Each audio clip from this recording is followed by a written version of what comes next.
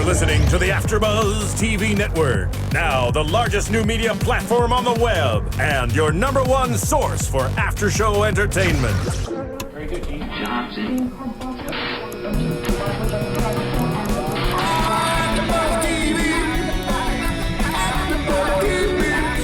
The AFTERBUZZ Studios in Los Angeles, California. Presented by Maria Menounos and streaming live thanks to Akamai Technologies. This is AFTERBUZZ TV's The Fosters After Show. We'll break down tonight's episode and get you all the latest news and gossip. And now, another post-game wrap-up show for your favorite TV show.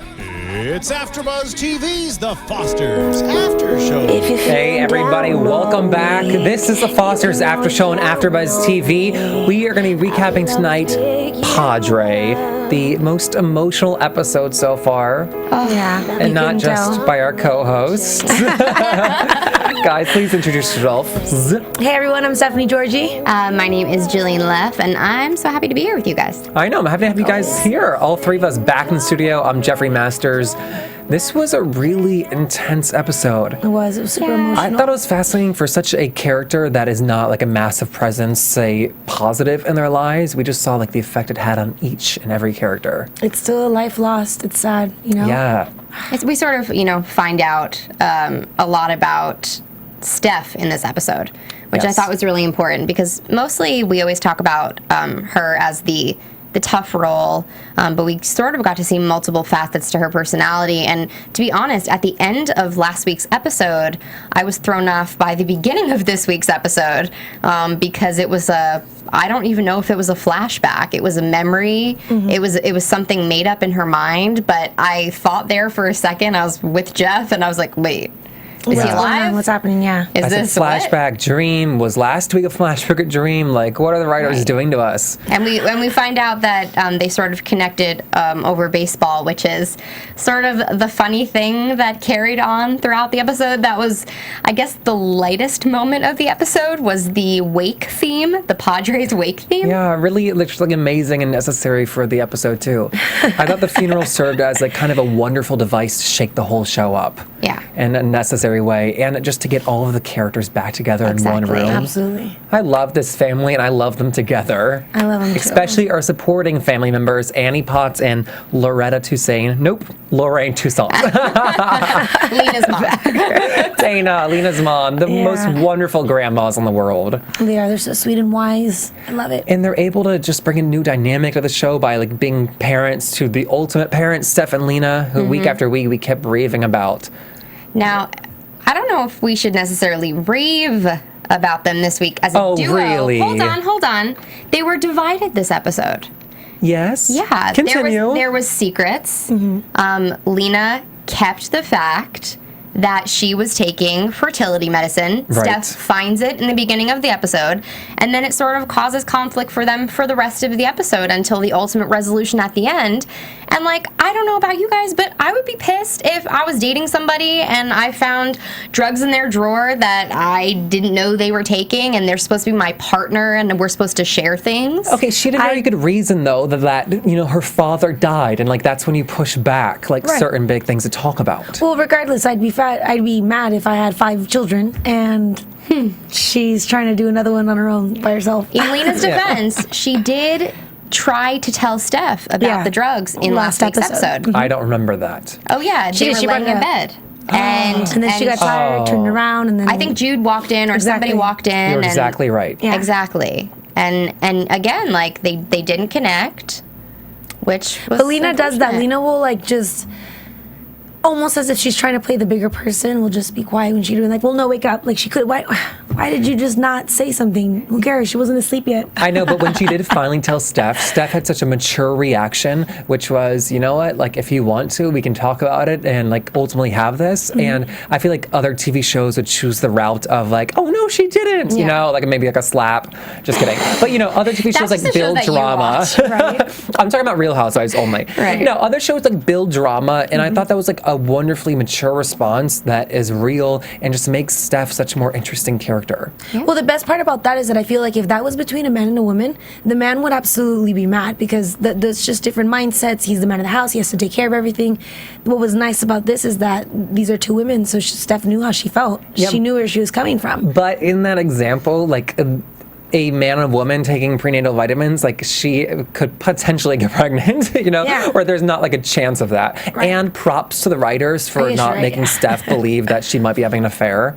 Like that Oh, was yeah. another easy road. No, well, there was a moment where it was like, you thought that Mike and her. It was like, oh. No. Well, no, because That'd be she funny. approaches her in the kitchen. Yeah, Lena approaches Steph in the kitchen, and she's like, "Oh my God, did Mike tell you?" And immediately Steph is like, "Did Mike tell you what? They were having a child?" We want Brandon to have a biological brother. It's perfect.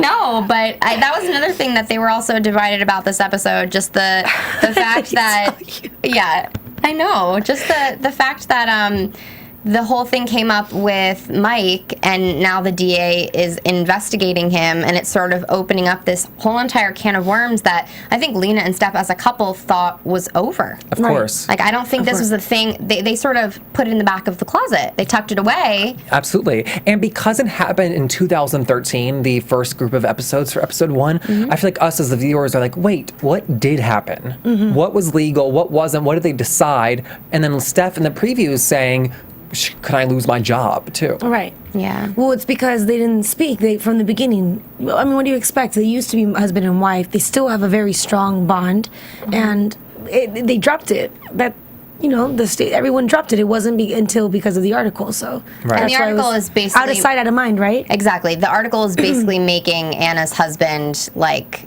you know, he was in the right in the situation, Yeah. where he's like. They're just not kind the of bad glorifying guy. him. Exactly, and Yeah. it's police brutality, which, Right. as we know, it's so easy to point the finger. Especially to the popo. Exactly. And again, another thing that ABC Family has brought up. Check it off the list, people. Right. Things that we thought were buried. Yes. Things that I wish were buried. Do not bring Anna back, please. Yeah, I'm over Leave Anna. Liam in jail. Is Liam in jail? No. No. I don't remember. I think they didn't believe. I don't think they believed Callie actually. Oh, right. Okay, so back to my Jeffrey. original idea, though. If Danny Nucci were to get Lena pregnant, biological brother, sister. Half. Yeah, close enough. It rounds up. The baby would be dark. Are the writers paying attention? Write this down. I'm just saying, it's not unheard of. Are you sure you don't write for the show, Jeff? What? Are you sure you don't write for the show? Oh, that's my day job. I forgot. Yeah. I just came from on set.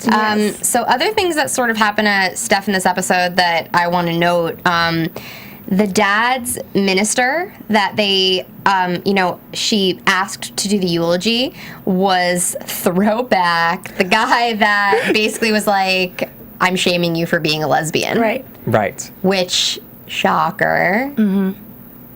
He has I loved that. Yes. That was a nice touch. Yeah, TBT. And then he has evolved. That's nice to hear. I know. Well, it was sort of a big step for him. You know, he doesn't necessarily agree with their lifestyle, but he says that people evolve and that her dad was trying to Which is better so good. understand her situation. And that's the nicest thing to hear. They're never going to make resolutions now that he is gone, but to hear that he was trying and working and like talking with another like authority figure to try to like work this out. How can I accept my daughter? I think that's beautiful to And hear. I'm happy that he said that when she's like, "What do you want me to be happy about it?" And he's like, "Well, you know, he was attempting to change his fundamental beliefs, and it's true, especially for being someone older. And everyone knows the older you get, the harder it is to change. Yeah. Right. So for him to try so hard, which is too bad. That's what makes everything so sad. I know. And then for the pastor to say your family's beautiful, like Yeah. that could not have happened That 30 was years ago. Exactly.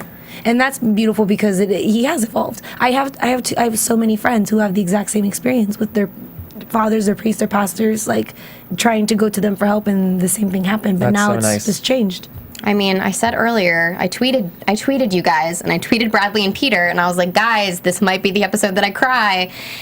And when he said, you have a beautiful family, tear fell from my cheek. Somebody that does not cry usually. I know. Go I on, Neither do Misty. I. It's weird. Yeah. I was like getting a little choked up too, especially when Steph and Callie were having their bonding moments of like we've now both lost parents. that we did not get to say goodbye to. Yes. And we learned so much about Callie this episode. Oh my gosh. It was, It makes me feel better too because I'm not surprised.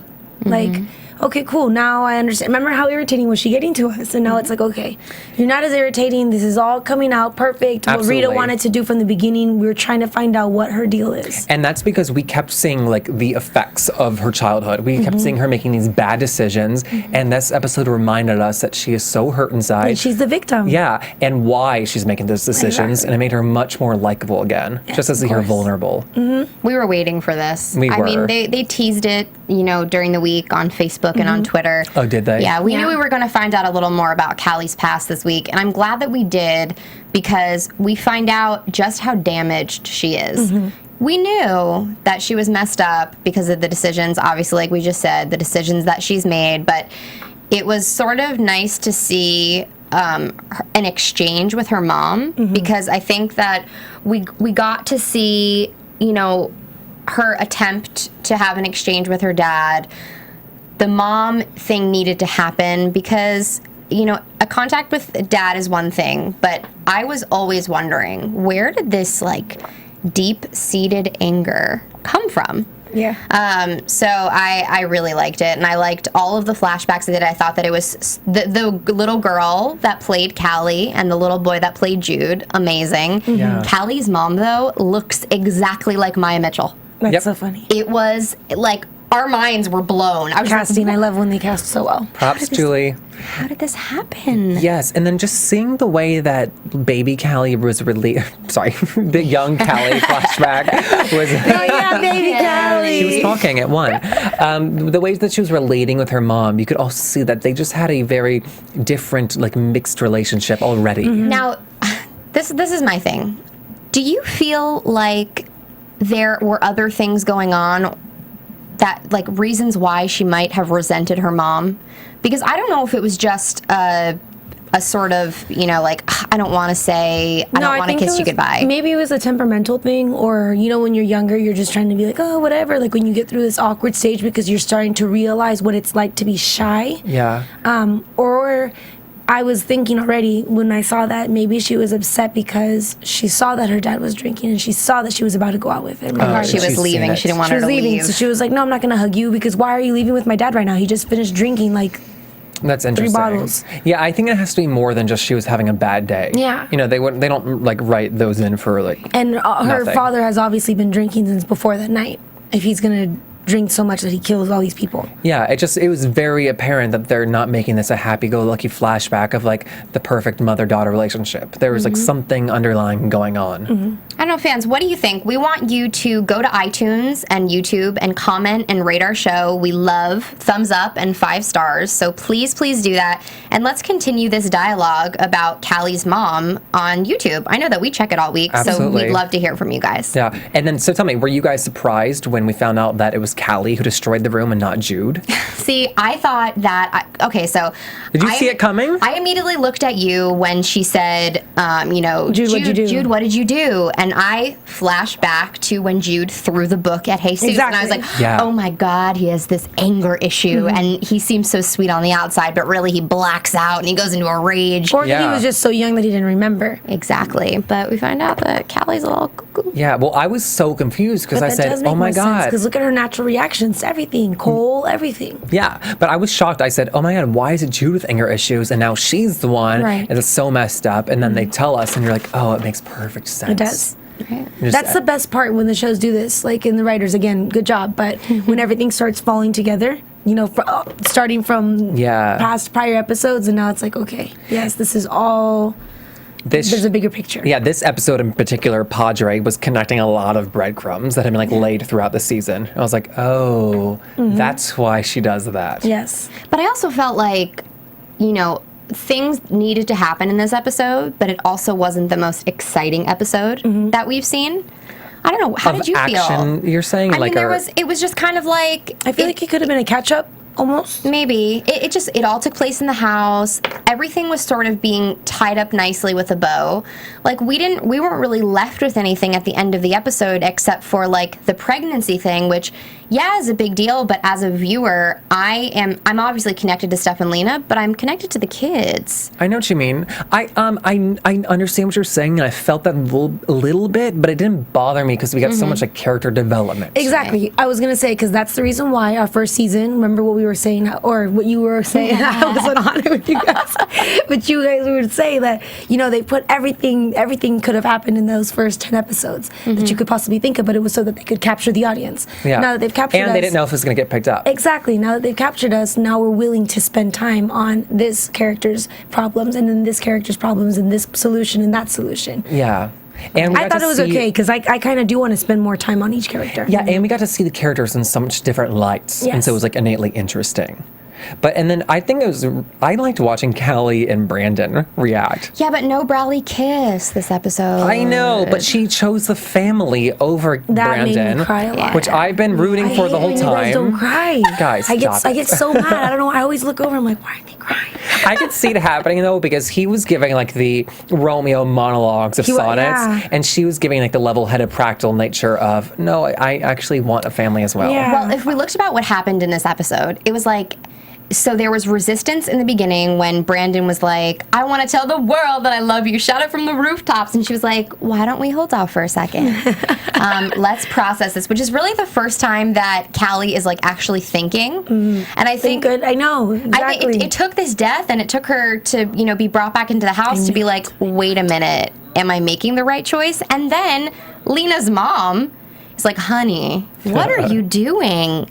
I understand that you're 16, but 16-year-olds need family too. Yeah. Which is completely true. Yeah. How refreshing was it to hear Callie say that? Brandon, like, I need a family.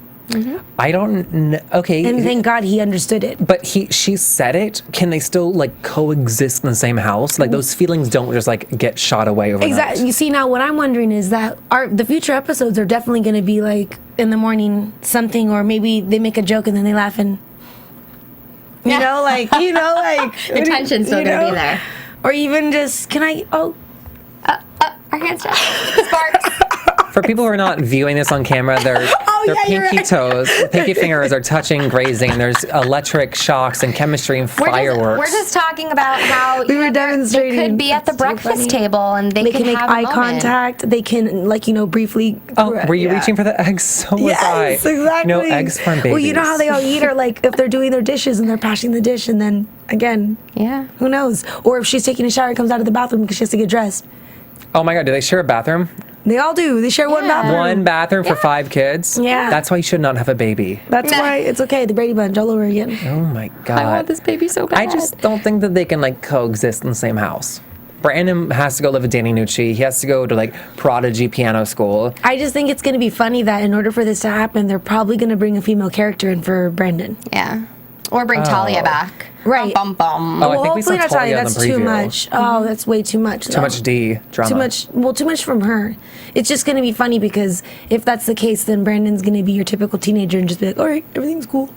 Yeah, the show cannot work out where They're they gonna like, have sneak off in the middle of the relationships. night and like make sweet kisses in the fields. They're both absolutely going to find new love interests. Really? I think Not so. I think convinced. so, but I can almost guarantee it. Speaking of the piano teacher, something has to come back around with that because he did quit the piano lessons and he's Right. not used that money for anything yet, right? Well, Here's the thing. we'll save it for predictions because there was a wad of money that was placed down. I the don't table. want to wait. Jeffrey, no. we have to wait. We have more of the episode to But talk Daddy. about.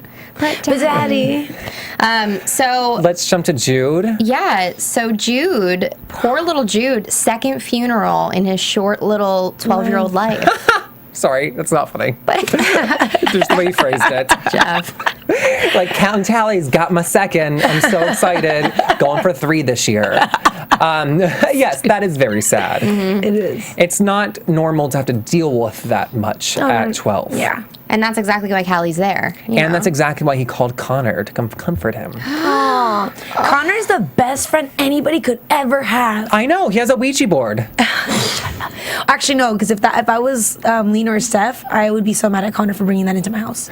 Yeah, she's not a fan of it. It's dark-sided. It is dark-sided. For anyone who's even somewhat religious or spiritual, no, not okay. How do you think The Exorcist happened? Because that little girl was playing with the Ouija board. They are doing That's a how you get Charmed possessed. reboot. That's how you I get was having possessed. flashbacks. That's like opening a door to your head, and then when you open the door, that's everything. Who knows what's gonna come in? I'm not actually buying that. Yes. Okay, who's Zach? Remind me. That Mariana's name. She did Zach. Who is that? I forget. Is that somebody that we Is were that the introduced? costume No, stitcher? it's the Zach. That's With him. bangs? Remember one of our YouTube people told us he had that his ears. name was Zach. Oh yeah, he had all 10 toes. I right. remember The him. lighting guy. Yes? Yes, the one that got upset, the one that was in the back Yes. with it, you know. Yes. I'll it was agree him, with you guys. I Kelsey. honestly do not remember. In the very beginning, he's like, "Oh, what a great strategy! Of course, all girls to help us out on the crew." And then he's like, "I'm a freshman. I'm the youngest one to be able to do costume." That is kid. Zach. That is That's Zach. Zach, yeah. You're He likes positive. Mariana. Yeah, he was the one that Okay. was like, oh, I need to go get more gobos. And he left. Do you remember? Do you want to see my gobo? I feel like, oh, that's weird. So what else about Jude? I feel like it was just... Oh, when he talked to his mother, though, my how God. awesome was that? He said, "Mom, can they adopt me?" That was incredible. He called Lena mom. And there was a pause there, and it was nuts because I felt like his mom thought about it. Oh, sorry. Oh, because he said, "Mom, are you there?" They the went Ouija straight to board. yes. It was in the script. I think it was a little bit of Connor magic. I think it was It was like their Connor magic. chemistry.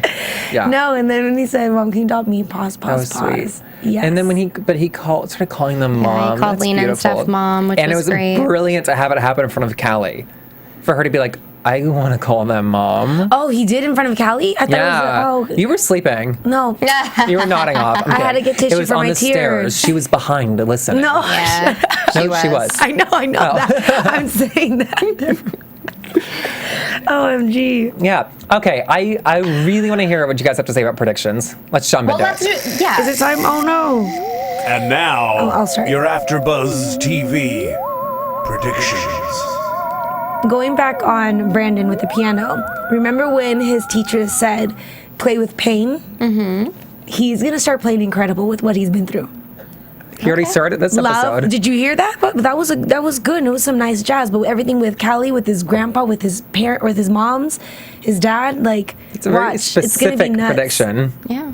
Okay. I know. Sorry. I cut you off earlier, Jillian. No, it's What were you okay. saying? Before I talk about my prediction, I wanted to talk about the web series Girls United. Oh, my word. I know Jeffrey. Jeffrey is just wants to get out of here.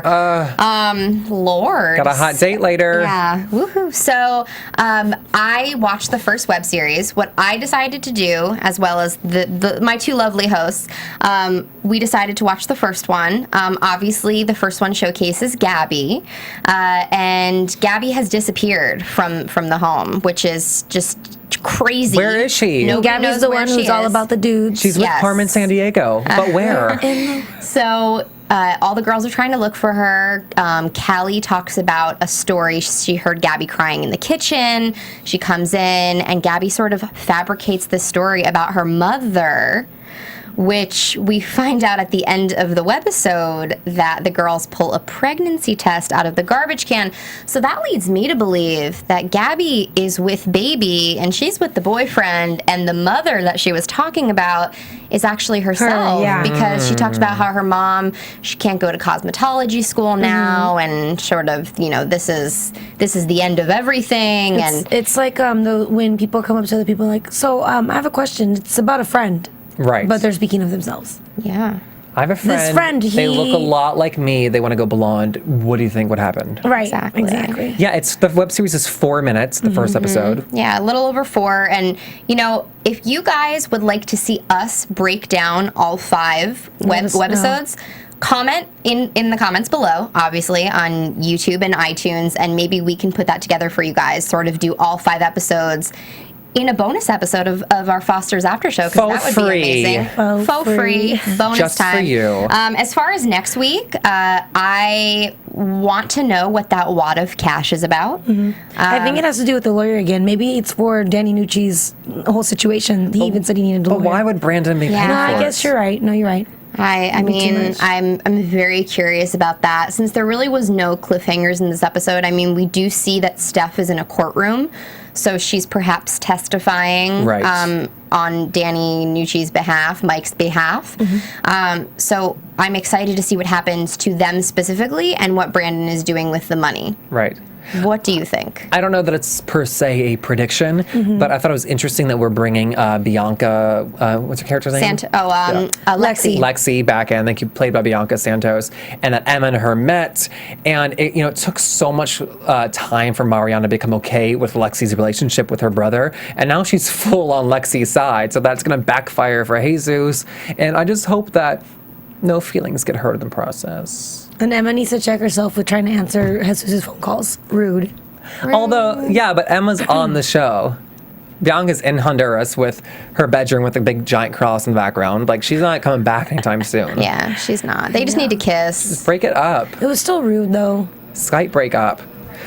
Brief piece of news while we're here. There was not a contest. ABC Family was the most tweeted about network on TV. Amazing. On Twitter. Lovely. 4.5 million tweets in the month of January came from ABC Family shows. Good. Crazy, baby. Yay. Is that the audience? Oh my God. Guys, before we leave, where can we find you guys throughout the week? You can find me on Twitter at Stephanie Giorgi, Giorgi, and on Instagram at SteffiG47, and on Wednesday nights for American Idol's After Show. You can find me at Leff on Instagram, Jillian Leff on Twitter, and I just did an amazing interview with Katie LeClaire, the star of Switched at Birth. She plays Daphne Vasquez. It's a one-on-one interview. We find out so much about who she is as a person, so I will tweet that link out later. I'll be retweeting it as well. Katie LeClaire, and it's called Spotlight on AfterBuzz, so be sure to tune in. Where can we find you, Jeff? I tweet from Jeff Masters 1, and I talk about all my favorite books on Book Circle Online. Check it out. We'll see you next week, guys. See ya. From executive producers Maria Menounos, Kevin Undergaro, Phil Svitek, and the entire AfterBuzz TV staff, we would like to thank you for listening to the AfterBuzz TV network. To watch or listen to other after shows and post comments or questions, be sure to visit AfterBuzzTV.com. I'm Sir Richard Wentworth, and this has been a presentation of AfterBuzz TV. Buzz you later. The views expressed herein are those of the hosts only and do not necessarily reflect the views of AfterBuzz TV or its owners or principals. Thank you for watching AfterBuzz TV on YouTube. For more of your favorite after shows and interviews, subscribe to our channel here, and be sure to share your opinion on the episode in the comment section below here. We'd love to see what you guys are buzzing about. Thanks again. Buzz you later.